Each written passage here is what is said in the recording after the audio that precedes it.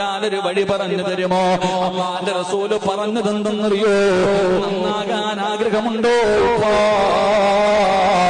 ചാലിയമ്പള്ളിയുടെ ഖബർസ്ഥാനിൽ പോകൂ, ചാലിയമ്പള്ളിയുടെ ഖബർസ്ഥാനിൽ പോകൂ. നിന്റെ വാപ്പ കിടപ്പുണ്ടല്ലോ, നിന്റെ ഉമ്മ കിടക്കുന്നുണ്ടല്ലോ, നിന്റെ കൂടപ്പുറപ്പ് കിടക്കുന്നുണ്ടല്ലോ, നിന്റെ കുടുംബക്കാര് കിടക്കുന്നുണ്ടല്ലോ, നിന്റെ കൂട്ടുകാര് കിടക്കുന്നുണ്ടല്ലോ, നിന്റെ കാലം പ്രായം കുറഞ്ഞവര് കിടക്കുന്നുണ്ടല്ലോ, ഈ ചാലിയത്തെ സമ്പന്നന്മാര് കിടക്കുന്നുണ്ടല്ലോ, ഈ നാട്ടിലെ കഥ, ഈ നാട്ടിലെ ഗുണ്ടകള് കിടക്കുന്നുണ്ടല്ലോ, ഈ നാട് മുഴുവനും വിറപ്പിച്ച പലരും ചാലിയമ്പള്ളിയുടെ പള്ളിപ്പറമ്പിലെ മണ്ണിനടിയിൽ കിടക്കുന്നുണ്ട്. അവന്റെ തലച്ചോറ് വളച്ചെടുത്തിട്ട് അവന്റെ തലയുടെ മുകളിൽ നട്ടുവെച്ചിരിക്കുന്ന ആ ചെടികൾ പോലും നിന്നോട് കഥ പറഞ്ഞു തരും ചെറുപ്പക്കാരാ. അവിടെ പോയൊരു 10 മിനിറ്റ് നിന്നാ നിനക്ക് പേടിയാടാ. ഒറ്റയ്ക്ക് പോകാ പേടിയാ, ഒറ്റയ്ക്ക് പോകാ പേടിയാ.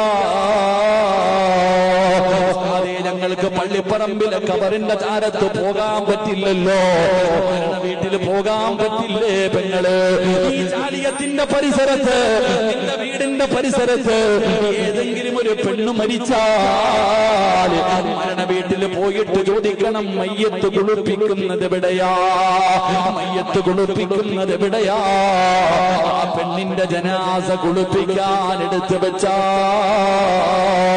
ഒന്ന് കേറണേ പെങ്ങളെ.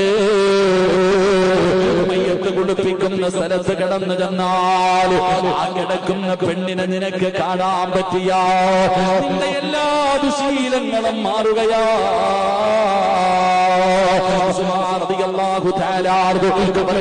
സമയത്ത് തന്റെ ജീവിതത്തിൽ ഏറ്റവും കൂടുതൽ കരയാറുള്ള കാരണം